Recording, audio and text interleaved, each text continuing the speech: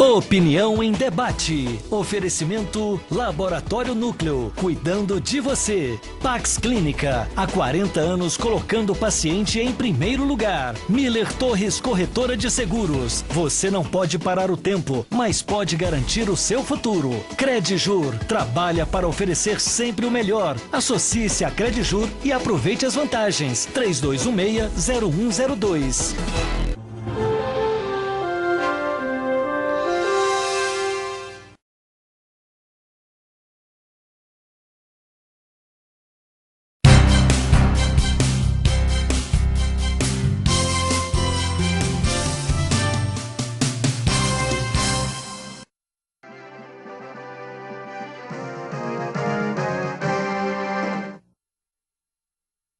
O debate desta noite tem como tema o seguinte: a Comissão de Ética da OAB cumpre a função de proteger a sociedade dos maus advogados?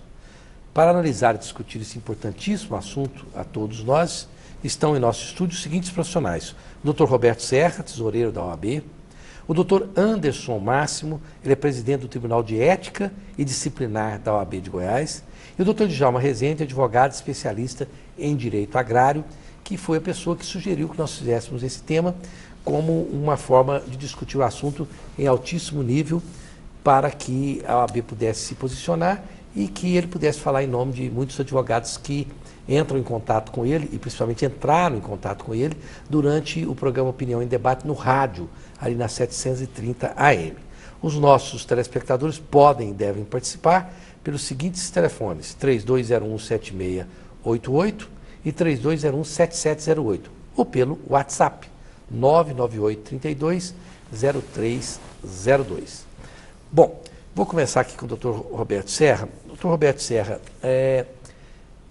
existem diferentes visões a respeito da punição, do afastamento, da censura aos advogados que não são corretos, ou que praticam atos que não são considerados éticos pela OAB. Uma ala que acha que a OAB ou demora demais, ou não tem uma aplicabilidade dessas sanções adequadamente, e outra que é a própria OAB, que diz não, é porque o rito é realmente de uma certa complexidade.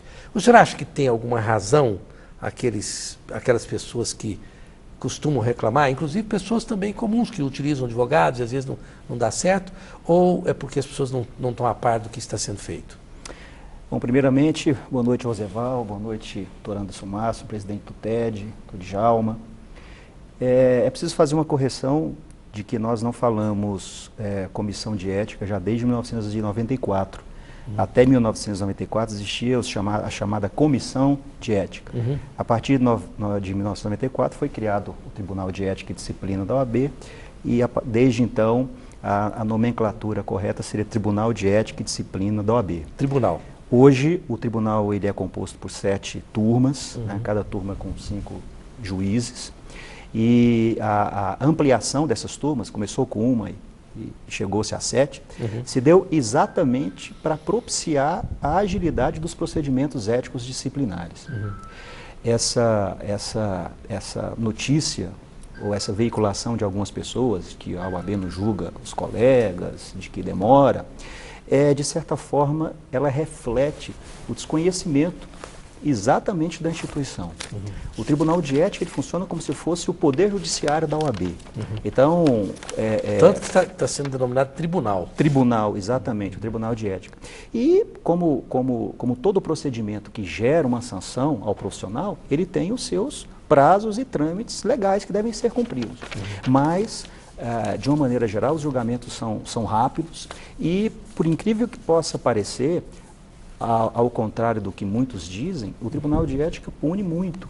Em 2015, por exemplo, se os colegas entrarem no site da OAB, eles vão verificar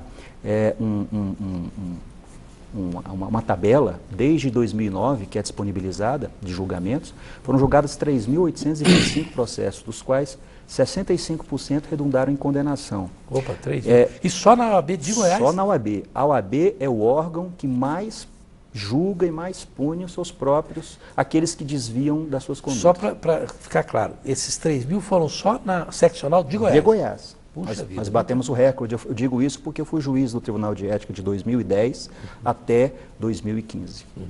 É compreensível que a gente fale comissão de ética, ou tribunal de ética, porque para as pessoas que são leigas, não são, o senhor fez muito bem corrigir para os seus pares advogados, a essência é a mesma, né? Seja uma comissão, seja um tribunal, a essência é o julgamento dos profissionais que não estão agindo corretamente. Agora, o doutor Anderson Máximo, o doutor José Serra deu aqui um número expressivo, mais de 3 mil advogados julgados, 65% deles foram efetivamente punidos, mas existe uma estatística dos casos pendentes, quer dizer, quantos são os casos hoje pendentes? Bom, quero cumprimentá-lo também, Roseval, doutor Roberto Serra, doutor Djalma, todos os nossos telespectadores. Então, só complementando a informação do doutor Roberto, hoje o tribunal, quando nós assumimos a gestão, nós tínhamos 5 turmas de 7 componentes, então 35 juízes, e houve de fato um acréscimo de 2 turmas, e nós hoje então temos um tribunal de 49 colegas, com 49 juízes. Praticamente todos os dias da semana, durante todo o mês, nós temos as sessões que funcionam na OAB, então nós estamos num processo de reorganização também, né? Então esse ano nós tivemos 1.077 autuações de novos processos, dos quais 700 já foram julgados, né? Que culminaram com sanções, né? 97 sanções de suspensão e 16 de censura. E da mesma forma que nós esperamos um judiciário imparcial, né, nós temos que ter também dentro do próprio tribunal uma imparcialidade. A situação que a gente percebe, né, ao analisar os processos dentro da condução do tribunal, é que a maioria dos processos que chegam para análise, eles vêm mal instruídos. Faltam mínimos elementos necessários para que o juiz ele aprecie o pedido formulado. Né? Falta de documento, falta de algum expediente necessário. Então nós não temos como sancionar ou dar, né, a condenação almejada, seja por representante ou mediante ofício, né, do próprio Poder Judiciário, por falta de documentos. Então é importante que o próprio cidadão, aquele que se considere uma pessoa prejudicada por uma atuação profissional de um colega advogado, municie o procedimento com todos os elementos que ele tem, né, para que a gente tenha condição de apreciar o pedido.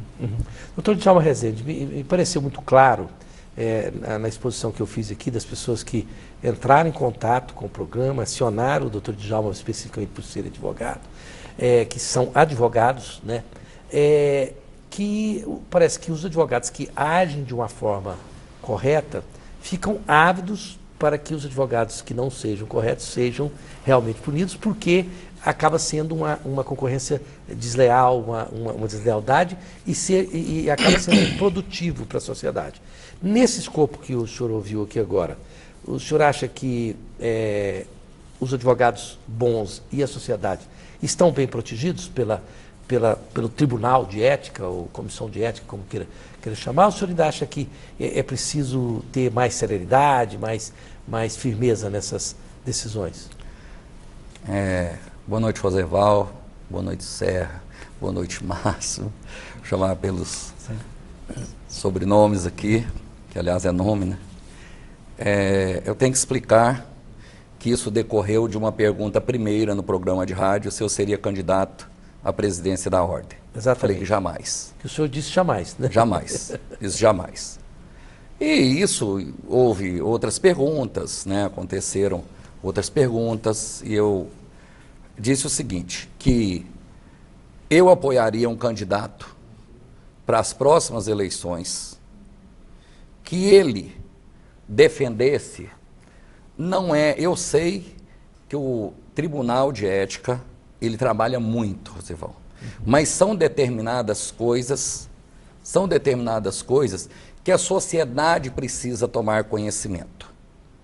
Eu digo, e trouxe aqui até a lei, que nós precisamos modificar a lei, porque eu reclamei, não foi do que não julgam, não.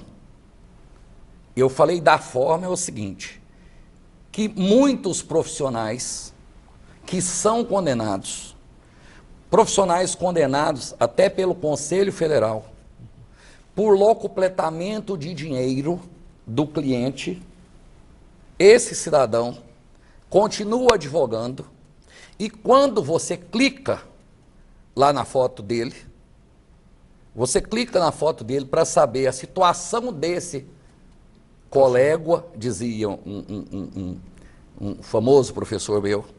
Quando você clica lá, o que que está? Cidadão com a condenação transitada em julgado no Conselho Federal de locupletamento de dinheiro de cliente. Então, esse cidadão, eu não estou falando por mim, vocês são muito mais jovens, e estou falando para os jovens advogados, que isso não está me atingindo, a não ser coisa de escritório, de colegas que saem e que ficam atrás dos clientes, esse tipo de coisa, que é uma coisa que eu acho que a OAB deve punir com muita severidade, e não estou dizendo que não pune. Não estou dizendo que não pune. O que nós temos aqui do Estatuto da Advocacia da OAB, o artigo 72, ele diz o seguinte: o processo disciplinar instaura-se de ofício ou mediante representação de qualquer autoridade ou pessoa interessada. Direto ao parágrafo 2º. Processo disciplinar tramita em sigilo até o seu término, só tendo acesso às suas informações as partes, seus defensores e a autoridade judiciária competente. Então, veja bem, eu não estou... Nós fazemos um programa de rádio há muitos anos, você sabe o tanto que eu sou defensor da legalidade. É verdade. Do devido processo legal. Eu não estou dizendo isso. Eu estou dizendo é que tem advogados com mais de 20 condenações que você clica lá e a sociedade não tem o direito de saber se ela está contratando um bom profissional, um profissional sério, um profissional que realmente vai honrar a sociedade, que nós temos que dar exemplo ético para a sociedade. Por exemplo, qualquer cidadão, você vai comprar numa lojinha, consulta o seu CPF. Mas o cidadão que consulta o nosso site, ele não tem definitivamente essa informação. Então eu estava dizendo que tem que ser uma bandeira para revogar isso aqui. Eu estou falando depois do trânsito em julgado. Eu não estou falando de coisa assodada, não. E eu tenho, sim, conhecimento e reconhecimento de que a OAB ela está muito séria nos procedimentos. Só que, quando você compete esses jovens advogados, eu tenho no meu escritório só jovens advogados, quando eles clicam lá, o nome de Djalma Rezende, por exemplo, se eu tivesse cometido duas infrações das mais terríveis que eu entendo, que é o locupletamento de dinheiro ilícito de dinheiro de cliente. Você é redundante. Você está respondendo um terceiro processo. Mas o seu nome, você lá clica. Está limpo. Está limpo. Está normal, situação normal. Eu só para e vou claro só para eu acho que esses esclarecimentos aqui foram importantíssimos deles, o tanto de punição que há. Só que eu acho que tem que mudar o sistema. O sistema. Eu não estou reclamando de falta de condenação. Só que a sociedade que, quando vai constituir um colega nosso, que talvez não seja tão conhecido, aí vai o jovem advogado, não, me falando que garoto está indo bem, foi bem na faculdade. Ele vai concorrer, coitado, com um cidadão desonesto, que já foi condenado, mas você clica lá, situação normal. Bom, é uma boa tese para nós debatermos, José Serra, e me parece que, só à guisa de uma análise, que não é só um problema da OAB, por exemplo. Esse problema também existe no CRM. No CREA. No CREA. Uma certa feita disse para o presidente do CRM isso. Eu falei, puxa, mas espera aí, um exemplo qualquer, o cirurgião plástico, que cometeu 11 barbaragens com ele, foi lá punido, foi afastado e tal. Você no próprio site lá do CRM não tinha que ter um currículo, falou, não, a lei não permite que a gente possa fazer isso. Então, só para que nós possamos jogar mais essa coisa na fogueira aqui, eu vou para o intervalo comercial e depois nós voltamos a esse assunto que o doutor Djalma levantou uma bandeira aí que me parece interessante. Eu quero mandar um grande abraço aqui a toda a equipe do Dr. Jefferson, lá da Implant Center, que é um centro integrado de tratamentos estéticos dentais da mais alta qualidade, no setor marista, telefone 3285-3247, e dizer para vocês que a Pax Clínica é um lugar fabuloso. Inclusive estive lá com uma pessoa ligada à minha família, que está lá sendo tratada, muito bem tratada, porque está funcionando em Goiânia há mais de 40 anos. E acompanha a evolução da assistência psiquiátrica no seu mais alto nível. Tem lá o grande psiquiatra, Dr. Salomão, telefone 3282-7040, e um grande abraço a toda a equipe da Flectir, onde você pode cuidar muito bem da sua saúde. Movimente-se lá com a Flectir. Nós voltamos já já.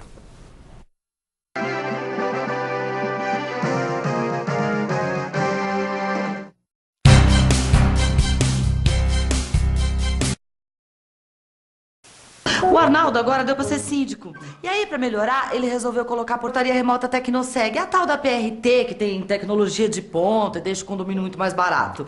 E esses dias ele recebeu até um abraço da vizinha do 604, só porque o custo da portaria baixou 70%. Quem é que liga pra uma economia de 70%? Hein? Fala, Arnaldo. Ai, esse homem deu pra economizar até pra falar. Que ódio. Portaria remota Tecnoseg. Seu condomínio com custo de portaria até 70% mais barato. Tenho muito orgulho de vestir Jandarro, uma marca que está sempre à frente buscando o que tem de melhor na moda para o nosso estado. Somos muito bons em criar tendências. Não é à toa que temos marcas como a Jandarro, que se destaca a nível nacional por sua qualidade.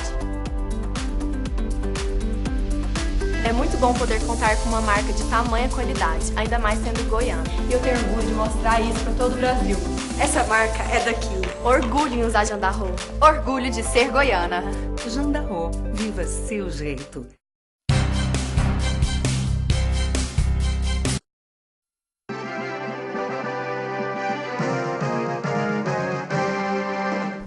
Estamos de volta com Opinião em Debate esta noite, discutindo o seguinte tema: a Comissão de Ética da OAB cumpre a função de proteger a sociedade dos maus advogados? O próximo programa, os 7 pecados da igreja. O Cristianismo está à venda é um livro que fala dos 7 pecados capitais da própria igreja, escrita pelo Dr. Edemundo, um tema muito interessante, onde será que as igrejas estão errando. Bom, o Dr. Djalma Rezende levantou uma tese interessante aqui, Dr. Roberto Serra. Não é José Serra, Dr. Roberto Serra. O José Serra é outro departamento. Dr. Roberto Serra e Anderson Máximo, de que hoje um advogado punido, um advogado que pegou o dinheiro do cliente e não fez o serviço, né? Esse é roubo para mim, né? Ou está roubando do cliente. Mais facilmente do que o cidadão usar uma arma. É uma arma. Roubou do cliente e lá, embora ele possa ter sido punido até o mais alto grau, exerceu o direito do contraditório, da defesa, não, se alguém consultar este profissional, não consta na OAB as punições a ele. Isso não é feito hoje porque o regimento da ordem não permite, a lei não permite. Por que isso não é feito? Na verdade, é importante esse esclarecimento para aqueles que não conhecem ainda o sistema da OAB. No passado, essa informação era realmente dificultosa. A partir de 2016, nós passamos a investir no sistema de informática, de modo a propiciar uma comunicação mais efetiva, por exemplo, com os tribunais. Então, hoje o advogado suspenso, porque nós temos 4 modalidades de sanção. Nós temos a censura, nós temos a suspensão, a exclusão e a multa. São essas modalidades de pena ou sanção que são aplicadas ao advogado. Quando o advogado ele é suspenso da sua atividade, essa suspensão faz com que ele seja impedido de atuar naqueles tribunais ou naqueles locais que há essa conectividade com a seccional. No entanto, exatamente por conta desse impedimento legal, não se pode divulgar que essa suspensão decorre, por exemplo, de um locupletamento ou de uma ausência de prestação de contas ou de uma punição que ensejou essa suspensão. Realmente nós precisamos avançar na legislação nesse aspecto, mas a Ordem dos Advogados do Brasil, ela vem se empenhando para que esse mau advogado punido seja efetivamente punido. Assim como no crime, né? Não adianta nada a pessoa ser condenada se ela efetivamente não cumprir sua pena. Também na OAB, o advogado que comete infração ético-disciplinar tem que ser condenado pelo Tribunal de Ética e Disciplina e eficazmente punido perante a sociedade, seja impedido de advogar, seja propiciando àquele que consulte a instituição o acesso a esse, pelo menos, apenamento, como vem acontecendo hoje a partir da implantação desse novo sistema. Bom, então, doutor Anderson Máximo, antes, a não ser que o sujeito fosse impedido de exercer a profissão, então ele perdia o registro, então sem aquele registro ele não poderia mais advogar, então essa é a punição máxima, né? E evidentemente nem todos os casos são passíveis de punição máxima. Então, anterior a 2016, é isso? O sujeito, na verdade, levava ali uma advertência e ficava ali intra corporis, Interna corporis. Hã? Interna corporis. Interna corporis. E não, na verdade, não significava quase nada, né? Porque o tribunal da OAB não pode penalizar o sujeito com cadeia, nada disso, né? É só ali uma coisa administrativa. É uma sanção administrativa, né? Então, hoje, esse pedido do doutor Djalma já está sendo atendido, é isso? Além desse pedido do doutor Djalma, nós precisamos, de fato, modernizar e a gente tem algumas necessidades de alteração legislativa mesmo, né? Alguns dramas que a gente vem enfrentando, dentre eles a própria publicidade. Você pega os advogados recém-formados, né? Ontem foi a entrega de novas carteiras, né? O AB Goiás chegou a 51 mil advogados, nós temos mais ou menos 1.300.000 advogados no Brasil, mais de 6 milhões de bacharéis, né? Só na região metropolitana de Goiânia, por volta de 45 universidades, faculdades. Então nós temos aí uma avalanche de profissionais chegando e no mercado, e que a OAB passa a ser então o instrumento de separar joio do trigo. Nós estamos fazendo um trabalho interno dentro do tribunal, né? Por exemplo, o advogado sancionado por 3 vezes, transitado em julgados, pena de suspensão, já temos que abrir o processo de exclusão dele. Competência do conselho. Mas esse processo ele tem que ser aberto, tem que ser instaurado. Então passa por toda uma organização administrativa dos cartórios, que nós estamos fazendo essa organização, estamos fazendo toda a fusão de informações para que a sociedade... Porque o processo ético-disciplinar da OAB, ele, sem sombra de dúvidas, é uma resposta aos advogados, mas eu penso, e dentro dos colegas juízes, que é uma resposta à sociedade. Né? Com certeza. Há um órgão fiscalizador que tem a sua eficiência, que está atuando, né, que para quebrar um pouco essa imagem externa de um corporativismo que de fato não há. Né, não há. Né, comprovado, materialidade, né, autoria, ao sancionamento. Não, porque se tem um órgão, um segmento de classe que todo mundo acha que tem que meter o bedelho no meio e que não é só dos advogados, é a OAB, não tem outro. Né? Não tem outro que... E tem gente que acha que a OAB faltou chuva, é a OAB, o bueiro entupiu, é a OAB. Então a OAB não tem mais como se livrar de todas as críticas e elogios que a sociedade pode fazer. Mas o doutor Anderson Máximo, o doutor Djalma Resina, embora não tenha nada a ver com o tema, mas ele levantou uma lebre aqui interessante e gostaria de ouvi-lo sobre isso. Nós temos... Você falou sobre a publicidade, né? É interessante você ver, por exemplo... nos Estados Unidos, na Inglaterra, em alguns países europeus, você vê assim, lá no Mística, por exemplo, os advogados gostam de fazer a traseira do ônibus. Aí aparece lá o Serra, lá todo bonitão, dizendo, além de ser o advogado mais bonito do Mística, eu tenho 30 anos de experiência em legislação trabalhista. Eles fazem isso, o sujeito aparece lá todo, parece um candidato político, né? Ele faz propaganda dele. É claro que ele não diz que ela é melhor do que os outros, mas ele diz o tempo de serviço dele, a especialidade do escritório, essa coisa toda. No Brasil, isso não é permitido. Você acha que seria interessante de abrir essa possibilidade da pessoa divulgar pelo menos a sua expertise, a natureza do seu trabalho, não? Eu quero falar disso, mas primeiro eu quero falar sobre aquela questão que foi objeto realmente do programa. Mas eu quero complementar sobre isso. O que acontece, doutor Anderson Máximo, que a sociedade não entende, por exemplo, porque, você está dizendo, vocês estão dizendo, tanto o doutor Roberto como você está dizendo, que nós precisamos de melhorar a legislação. Porque não é possível, Rosenval, que o cidadão tem que ser condenado 3 vezes na instância máxima, que é o Conselho Federal, sem que lá apareça Cidadão que se locupleta, eu estou dando um exemplo das situações mais graves que existem no ferimento da ética profissional, que é o locupletamento do dinheiro do cliente. Então você pega esse cidadão, ele foi condenado uma vez, ele foi condenado 2 vezes, ele praticou um terceiro, quarto ato, que ainda está em tramitação, e a sociedade não sabe nada daquilo. Porque se ela consultar no site, não vai aparecer, olha, esse cidadão já foi condenado por locupletamento ilícito de cliente, roubou o dinheiro do cliente, como diz o Roosevelt, que na realidade seria um furto, né? Mas esse cidadão pegou o dinheiro do cliente uma vez, 2 vezes, está respondendo pela terceira, mas a sociedade não sabe. Porque se clicar lá, como ele não foi suspenso, transitou em julgado e ele não foi suspenso, nós clicamos lá no nome dessa pessoa e não vai aparecer nada. Outras, por exemplo, Roosevelt, você pega, tem 50, tem pessoas aí que tem 20 representações na ordem. A sociedade não tem o direito de saber, porque isso não está escrito em lugar nenhum.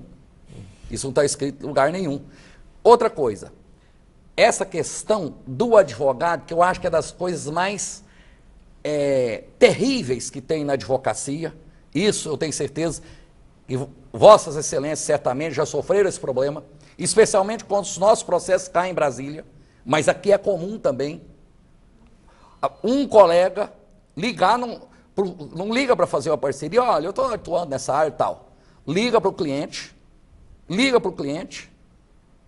e fala, olha, o doutor Djalma Rezende não está atuando como devia nesse processo. E manda mensagem, e faz isso. Então você leva todas as provas para a OAB. No meu entendimento, já teria que ver um afastamento que nem a OAB de Minas Gerais faz no locupletamento. Agora, voltando, então eu encerrei essa parte, que eu acho que são as 2 principais coisas. Então eu acho importante, antes de nós passarmos para o outro assunto, porque realmente eu desviei aqui, eu gostaria que o doutor Anderson Máximo fizesse alguma... O senhor quer fazer alguma observação sobre isso, doutor? Ficou claro? Ficou claro. Você queria fazer? Falar certo? Nós temos que entender que essa preocupação, doutor Djalma, que é uma preocupação relevante, ela está fechada, cercada pelo arcabouço legislativo, né? A legislação federal, que é a Lei 8.906, 8.906 de 94, ela determina que o procedimento ético-disciplinar tramite sob sigilo. E esse sigilo na tramitação engloba todos esses fatores. Confesso que, na minha ótica pessoal, esse sigilo deveria ser banido, assim como foi na magistratura, assim como no CNMP, no Ministério Público. Eu acho que tramitação em sigilo já é ultrapassado. A sociedade tem o direito de acompanhar o julgamento que envolve aquele profissional que eventualmente desviou a sua conduta profissional. No entanto, ainda está na legislação. Então, a instituição... Mas essa é a minha proposta. Exatamente. A instituição, ela não pode sair do arcabouço jurídico, sob pena de sofrer as consequências, até jurídicas. É uma tese, inclusive, doutor Djalma, desculpe que eu repeti, que tem parâmetro naquilo que o senhor sempre fala no ar, que você acha que uma coisa que é constitucional não é boa, muda-se a Constituição primeiro. Claro. E não torce exatamente. Não torce a Constituição. Mas agora eu acho, até pelo artigo 72, parágrafo 2º, é que morreu ali, o cidadão foi julgado, tinha que constar lá, isso, no meu entendimento, não há impedimento. Constar lá, o cidadão foi condenado por isso. Entende? Quando o cidadão clica lá na OAB, aquilo devia aparecer. Eu não vou nem para dizer que abra o processo todo antes de uma condenação. Agora, uma condenação transitada e julgado dessa gravidade, por exemplo, ela tinha que aparecer.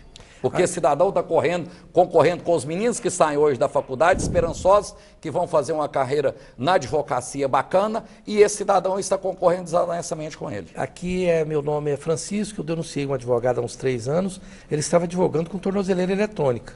Inclusive a OAB foi conivente, porque na época que ele foi requerer o registro, ele apresentou certidões negativas falsas. Ele até hoje está denunciado e não teve nenhuma resposta da OAB.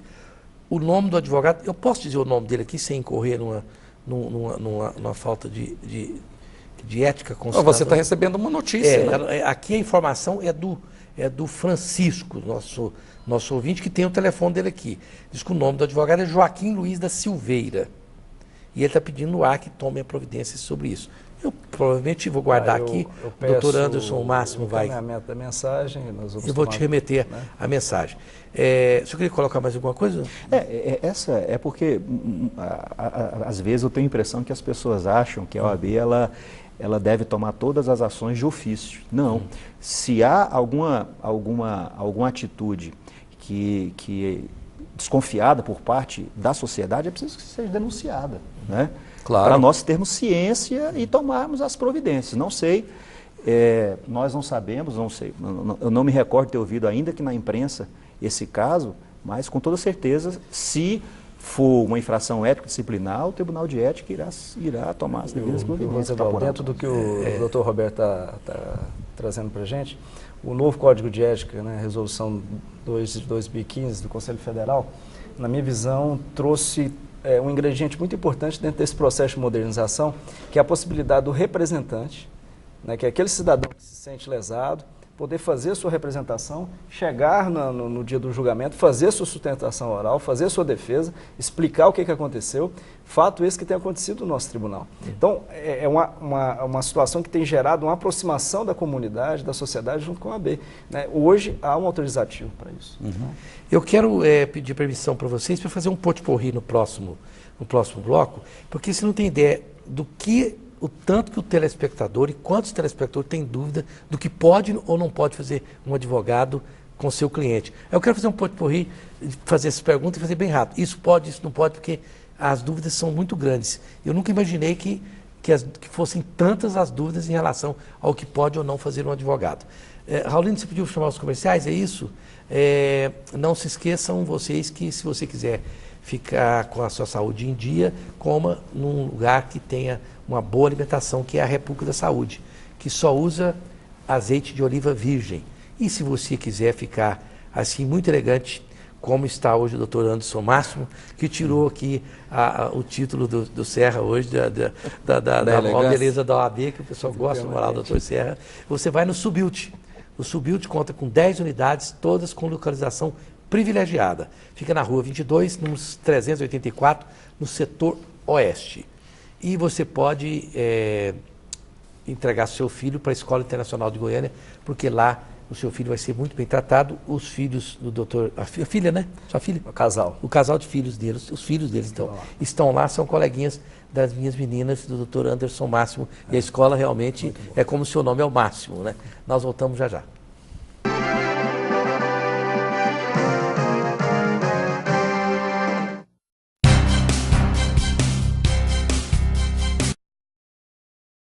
O Laboratório Núcleo é uma empresa 100% goiana com mais de 35 unidades. Destaque em exames de hormônios e alergias, referência em provas funcionais endócrinas. Coleta domiciliar, resultados via internet e atendemos os principais convênios. Aberto aos domingos e feriados e 24 horas em hospitais. O Laboratório Núcleo quer atender você. Laboratório Núcleo, cuidando de você. 3223-5000.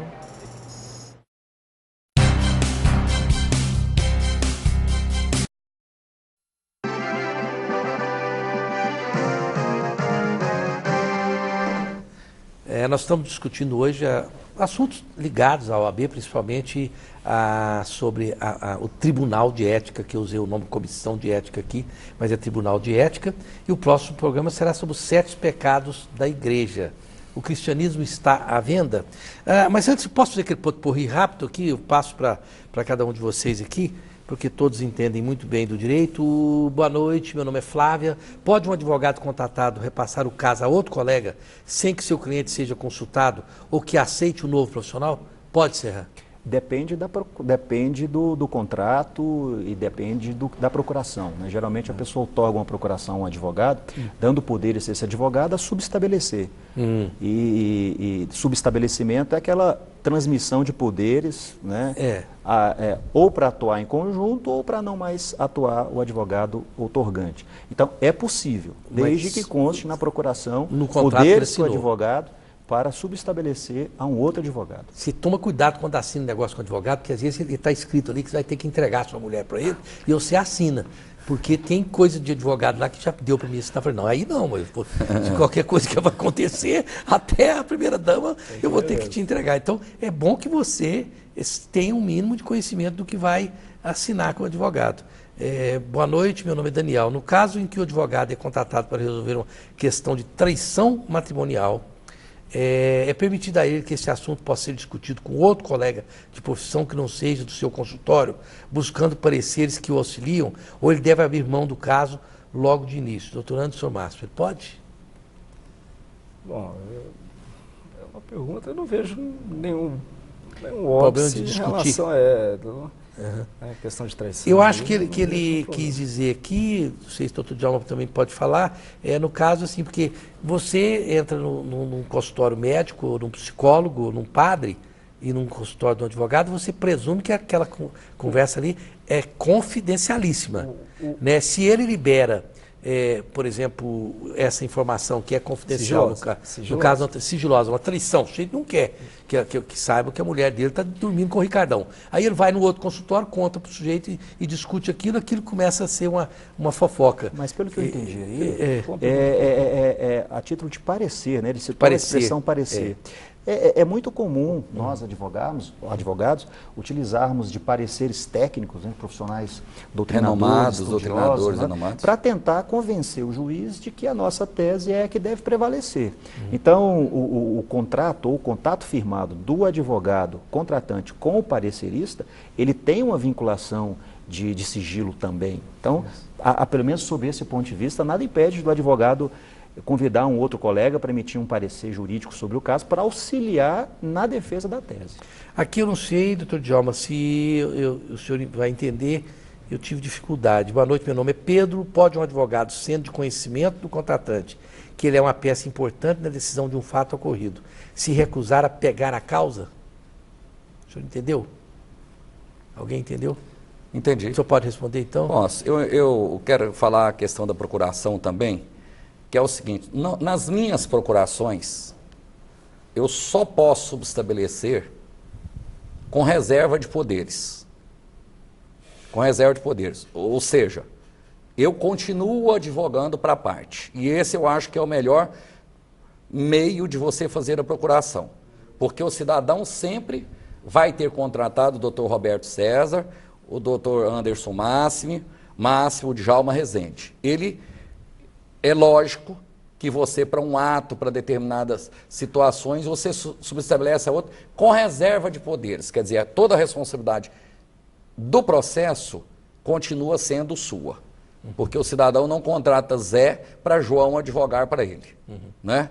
Então, quando eu faço uma procuração, já vem escrito na minha procuração que eu só posso subestabelecer com reserva de poderes. Okay. Tá.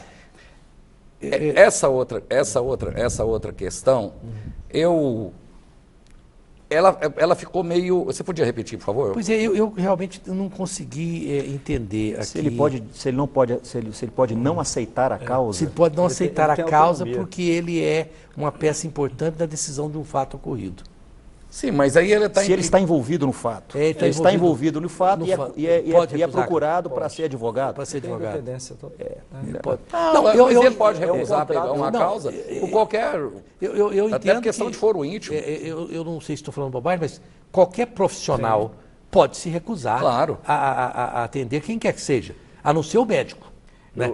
Inclusive a depor como testemunha ou advogado numa emergência de um fato que ele possivelmente possa advogar no futuro. Nesse caso especificamente, esse advogado ele estaria envolvido no próprio fato. Fato. Então, emocionalmente, isso tiraria dele a racionalidade necessária para desenvolver o trabalho com a técnica. Então, é até recomendável que ele não atue mesmo para não deixar o lado emocional imperar sobre o lado racional.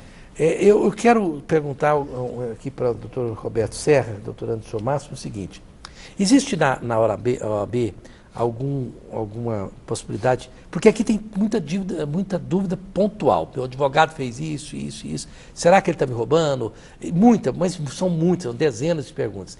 Tem algum lugar que o telespectador pode ir para ele dirimir dúvidas se o advogado dele está agindo corretamente com ele ou não? Existe isso lá? Olha, tem o alguma sessão? O próprio Tribunal de Ética, uma das competências do Tribunal de Ética é responder a consultas. Consultas em tese, consultas genéricas, não específicas. O advogado Roberto Serra fez isso, não. Consulta genérica. O advogado pode fazer isso? Isso.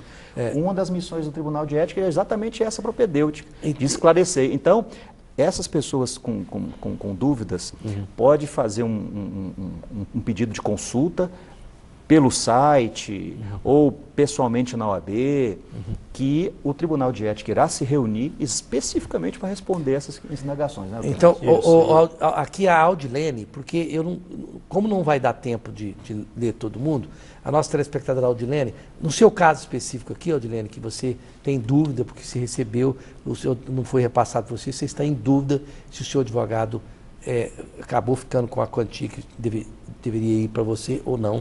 Eu então sugiro que você vá na OAB e faça essa consulta. E nós temos também a ouvidoria. A ouvidoria. Que é um canal importante. Uma outra coisa, nesse mesmo sentido aí, e que não é vedado pelo Conselho de Ética, Rosenval, o exame dos autos por outro colega.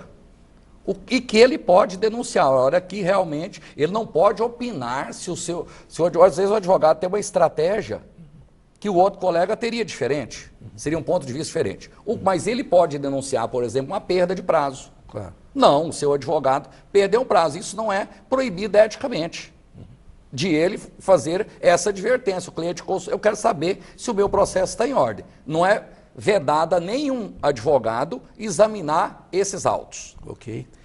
Meu nome é Maria Cardoso. Como eu faço para contratar esses advogados? Maria Cardoso, é uma obrigação do programa e uma norma do jornalismo televisivo informar para o telespectador o telefone dos profissionais que comparecem ao programa. Portanto, você liga para o 3281, está lá, 3281-5666, pede para falar com a produção do programa, com o Cacique Luciano ou com a Mariana, e eles vão fornecer o nome de qualquer profissional que você desejar contratar ou contatar e que tenha vindo ao programa, sejam eles advogados, médicos, psicólogos, ou seja o que for. Então, só ligar lá na produção que nós fornecemos o nome para você. E ela já quer contratar os 3 de uma vez, tá vendo? Pegando o gancho da pergunta da colega, esse é um cuidado que a gente tem que ter, né? Porque no capítulo publicidade, né, da nossa atuação ética profissional, né, 2 princípios devem ser observados, né? Evitar a mercantilização e a captação de clientela. Claro. Então, estar num programa de maneira rotineira, cotidiana, me coloca na mídia, me expõe como um profissional, isso é uma captação indevida ou não? De clientela. Não, então, na vida prática, isso gera muitos debates. Né? Importantes, por sinal. Eu, como profissional de jornalismo, já cheguei à minha conclusão a respeito disso. Os profissionais que são mais proeminentes, que estão dispostos a atender a imprensa, não são todos. E estes profissionais que vão, seja nos programas de rádio ou de televisão, respondendo as perguntas, o jornalista, essa é uma exigência da profissão de jornalista, ele não pode suprimir a informação do telespectador ou do ouvinte. Ele não pode dizer, não, eu não posso te dar o telefone daquele profissional. Não, eu tenho a obrigação de dar o telefone. Não são vocês que estão pedindo para mim fazer isso. Mas a minha profissão me obriga. Eu tenho também meu comportamento ético como jornalista. Então, eu não posso só negar a informação do telespectador ou do ouvinte. Então, para mim, isso fica muito claro que esses profissionais, quer dizer, que na ponta, às vezes, podem ficar conhecidos e usufruírem disso, mas eles estão permitindo, com o seu tempo, porque você vem aqui à noite, podia estar com seus filhos, com a sua esposa, você vai num programa de rádio, você está contribuindo com a sociedade. E, portanto, a obrigação do jornalista é dar o telefone. Agora, o que vai acontecer depois é entre o cliente e o advogado. Evidentemente que eu tenho noção que, se isso for feito para que a pessoa simplesmente possa captar clientes, não é de bom tom. Né? E é uma miríade de situações. Inclusive, entra no assunto que o senhor falou, que o senhor não respondeu, sobre a publicidade, né? Sim, é o que eu vou dizer. Essa questão da publicidade é uma miríade de situações que você nunca vai ter uma regra clara do que pode e o que não pode. Assim, são situações, seria como você querer colocar lá no artigo do Código Penal todas as possibilidades de um assassinato. Não, ele estava no programa de rádio, de televisão, chegou lá, o cidadão assassinou. Então, isso é tão, assim, eu acho... Impossível, né? Impossível controlar de uma forma, assim, absolutamente técnica. Você não tem como controlar. Eu sou mais na questão dos Estados Unidos, por exemplo, que é liberação geral. Você pode fazer a propaganda, você pode se expor. É um direito, porque uma coisa o Conselho entende, o Conselho Federal que eu estou me referindo, entende isso. De uma outra forma, entende aquilo. Vou te dar um exemplo.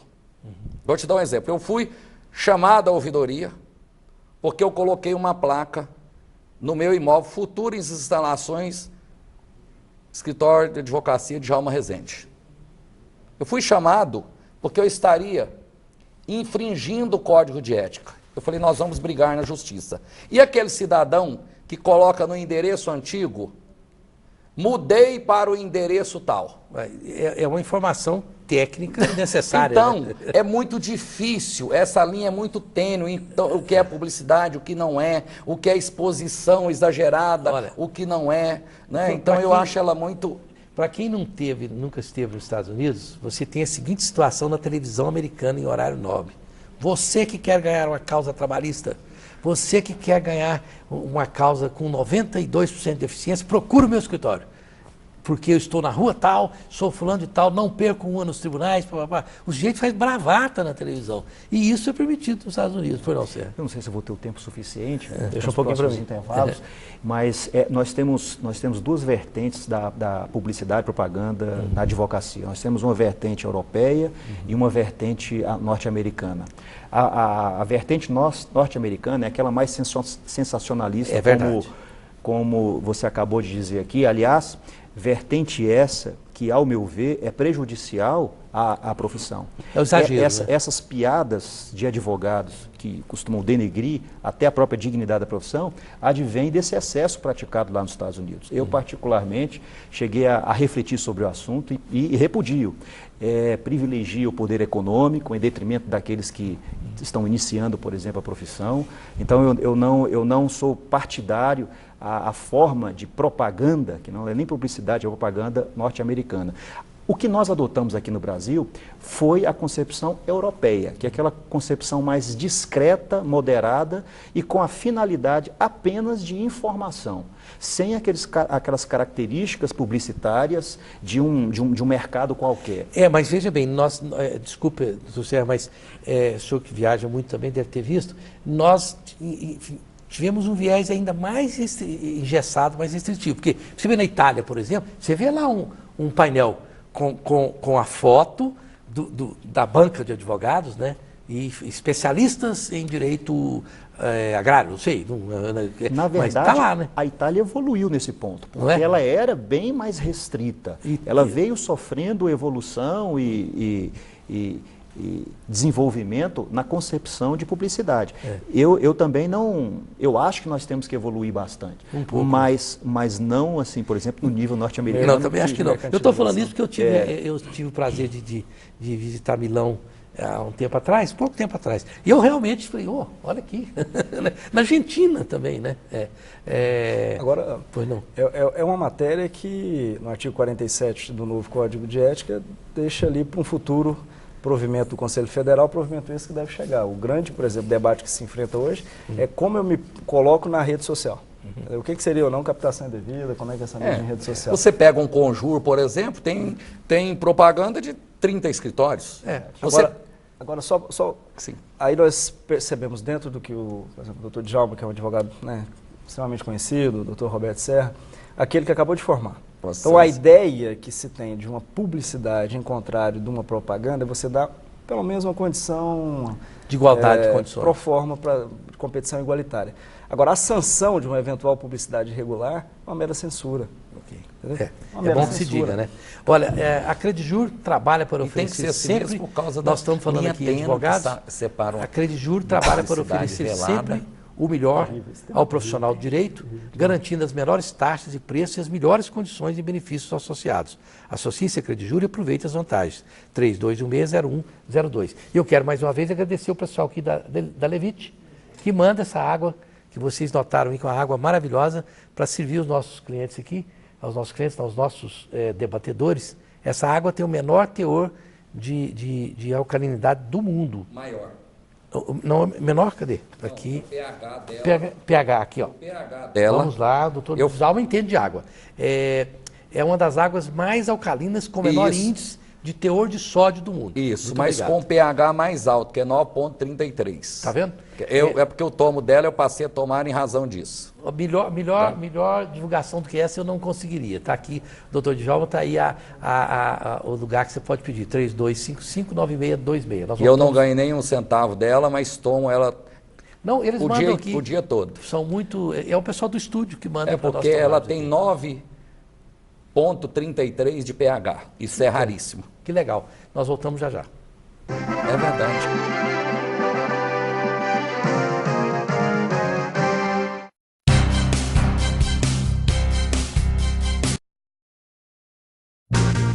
Valorize o que há de melhor em seu filho, preparando o seu caminho, acreditando no amanhã. Escola Internacional de Goiânia, o futuro a seus pés. Escola Internacional de Goiânia, é nota 10. Escola Internacional de Goiânia, valorizando o futuro. Tenho muito orgulho de vestir Jandarro, uma marca que está sempre à frente buscando o que tem de melhor na moda para o nosso estado. Somos muito bons em criar tendências. Não é à toa que temos marcas como a Jandarro, que se destaca a nível nacional por sua qualidade. É muito bom poder contar com uma marca de tamanha qualidade, ainda mais sendo goiana. E eu tenho orgulho de mostrar isso para todo o Brasil. Essa marca é daqui. Orgulho em usar Jandarro. Orgulho de ser goiana. Jandarro, viva seu jeito.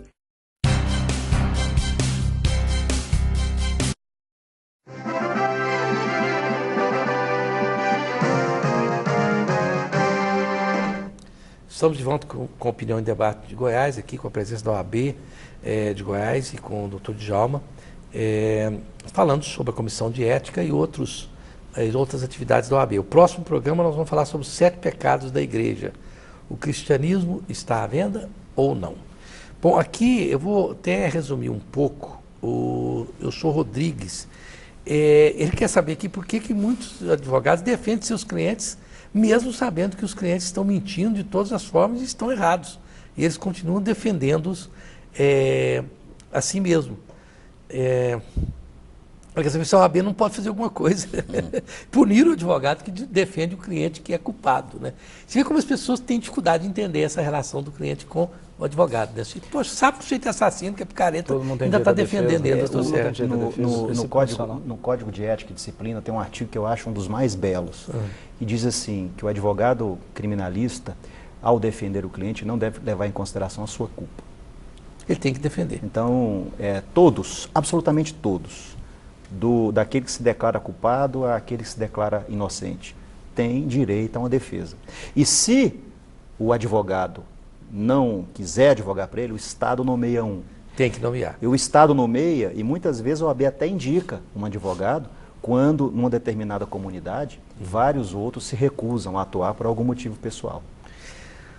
Você viu como é a natureza. A Sheila está dizendo que o doutor Anderson Máximo tem toda a razão de se achar o máximo, porque ele é o máximo. Olha aí, tá vendo, Djalma, como é, a natureza? O Serra perdeu aqui.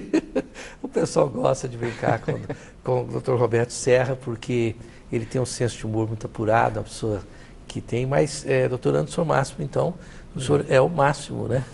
Segundo a opinião aqui da Sheila, que é a nossa telespectadora.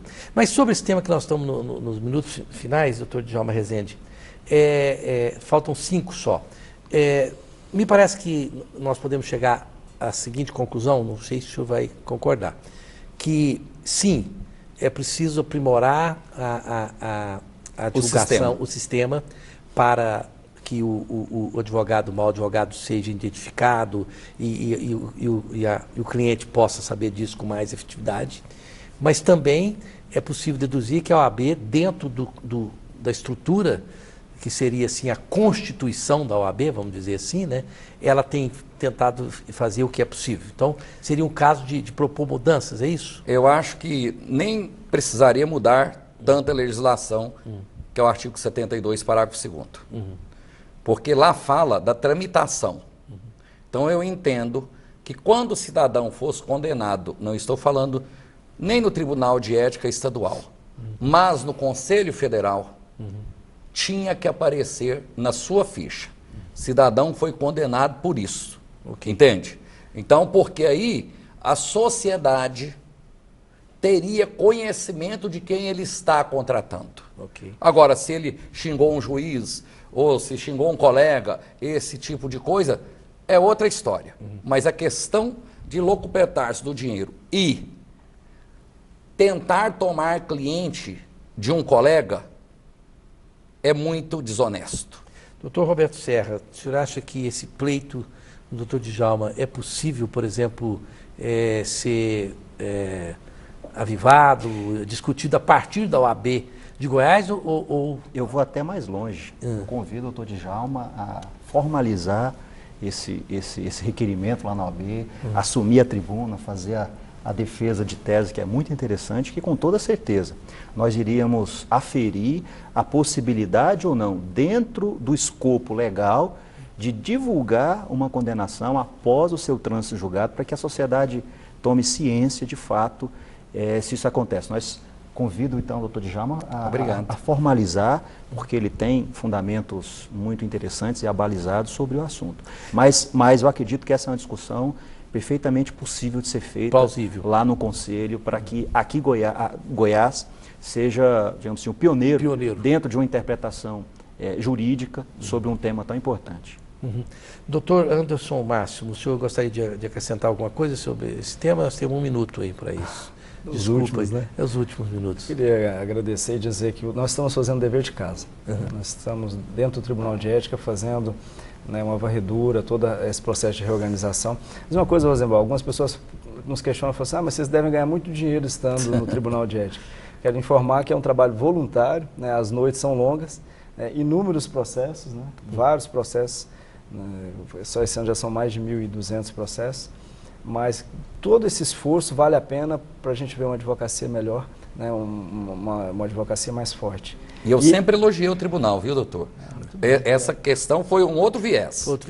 É um outro sistema. E agradecer a oportunidade de estarmos aqui, porque um dos papéis do tribunal é esse, é o papel preventivo, né, de trazer essa informação a toda a sociedade, para que a cada dia a sociedade cobre mais, de uma forma mais robusta, né, do papel do advogado. E o senhor pode ter certeza, eu posso afiançar, o senhor faz o seu trabalho tranquilo, porque praga não pega.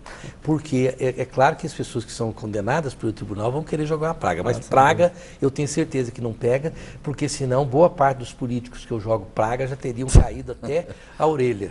Porque tem uns aí que eu jogo praga deles o dia inteiro. É brincadeira minha, porque eu gosto de brincar com os políticos, muito embora a gente realmente joga um pouco de praga deles, que eles atormentam a vida da gente. Muito obrigado, doutor Roberto Serra, mais uma vez pela sua honrosa presença aqui. Doutor Anderson Máximo, muito obrigado. Doutor Djalma Rezende, que é debatedor lá na 730, uma vez por semana, toda quarta-feira, estará respondendo assuntos de forma geral e nos auxiliando em algumas questões pertinentes à advocacia. E este convite sempre foi estendido ao doutor Roberto Serra também, todos da OAB, que também comparecem lá de vez em quando, não sistematicamente, porque não é fácil, né, estar lá cedinho, compromissadamente uma vez por semana. Bom, e as minhas considerações finais, eu já fiz essa consideração final aqui antes, mas eu quero enfatizá-la. Muita gente acha que nós estamos num período difícil, negro, e desqualificado da nação brasileira, porque se fala muito no Supremo Tribunal Federal, nas leis, em advogados, em processos, em coisas jurídicas. Pelo contrário, eu acho que nós estamos entrando num processo muito bom do país, que é pensar que dentro da legislação e dentro do escopo das leis, da Constituição, aprimorando, criticando e fazendo com que as leis sejam cumpridas, é que se encontram as soluções para o país. Porque uma nação civilizada discute exaustivamente as coisas no âmbito da legalidade e não na base do 38, da peixeira e da lei do mais forte. Então, portanto, este momento nacional é um momento muito importante. Por mais que erros sejam